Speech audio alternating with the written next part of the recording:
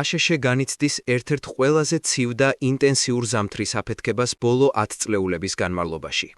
უზარმაზარმა ზამთრის შტორმმა გადაუარა მთელ ქვეყანას, რამაც სულ მცირე 7 ადამიანი იმსხვერპლა და 160 მილიონზე მეტი ამერიკელი სახიფათო თოვლის, ყინულისა და სიცოცხლისთვის საშიში სიცივის ქვეშ მოაქცია.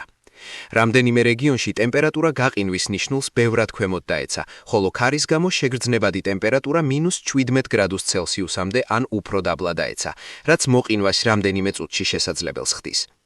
ამ ექსტრემალური სიცივის მამოძრავებელი ჯალა შესუსტებული პოლარული მორევია, არქტიკული ჰაერის მასიური რგოლი, რომელიც ჩვეულებრივ ჩრდილოეთ პოლუსია ჩაკეტილი.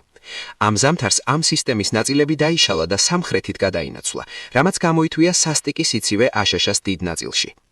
ოკეანისა და ატმოსფეროს ეროვნული ადმინისტრაციის თანახმად, მიუხედავად იმისა, რომ კლიმატის ცვლილება ზოგადად ათფობს ზამთარს, მას ასევე შეუძლია გაზარდოს ატმოსფერული არასტაბილურობა, რაც იშვიათ ცივ აფეთქებებს უფრო ინტენსიურს პროგნოზირებად და საშიშ ხდის მათი წარმოქმნისას.